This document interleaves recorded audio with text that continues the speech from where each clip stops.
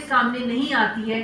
Satellite images کا دور ہے مگر ایکسیس نہیں ہے, اتنے زیادہ آئرن کرٹنز ہیں. تو جب یہ لفٹ ہوں گے آپ امیجن بھی نہیں کر سکتے کہ پیلسٹائن سے بھی 10 ٹائم زیادہ جو ہے یہاں پہ ظلم ہو رہا ہے. اور جو اس وقت نیتن یاہو اور اسرائیل جو انہوں نے hunger as a weapon of war use کیا ہے, یہ انہوں نے کاپی کیا ہے انڈین اسٹیٹ کو اور مودی کی جو پالیسیز کو, کیونکہ میں خود وہاں پہ رہی ہوں جب امرناتھ کا جب 2014 کے اندر بھی کہ سب سے پہلے جو ہے فوڈ سپلائیز ہی بند کر دیتے ہیں. تو ہم لوگ تو کیونکہ ڈیکیڈ سے فوڈ سپلائیز بند کی جاتی ہیں تو لوگوں نے اپنے گھروں میں کھانے پینے کی سپلائیز کوئی نہ کوئی ڈرائی فوڈ آئٹم جو ہے وہ اسٹاک میں رکھے ہوتے ہیں. میری آنکھوں کے سامنے دودھ پیتے بچے جو ہیں وہ شہید ہو گئے بھوکے پیاسے. جعلی دوائیاں دی جاتی ہیں وہاں پہ.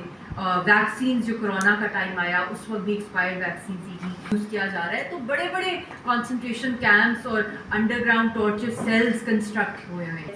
سینٹنسز جو ہیں وہ اناؤنس کیے, ان کے آرمی بنا دی ہے نازیز والی, جو آئیڈیولوجیکل آرمی ہے, جو پوری دنیا میں سب سے بڑا کرائم ہے.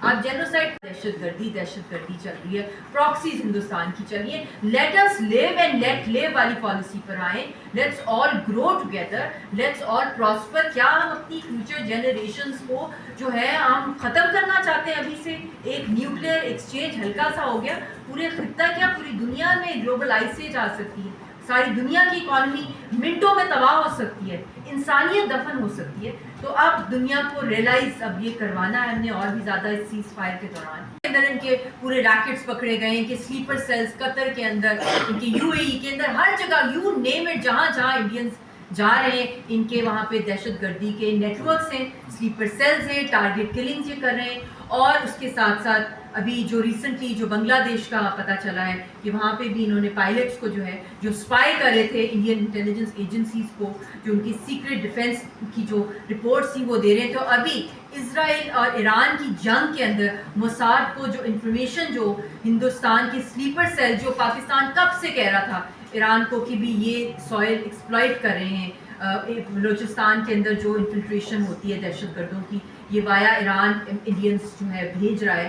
تو وہ بھی پروو ہو گیا کلبھوشن یادو کے کیس کے بعد بھی. اب بھی ایران نے بھی دیکھ لیا ہے کہ اس جنگ میں کون ان کے ساتھ کھڑا ہے.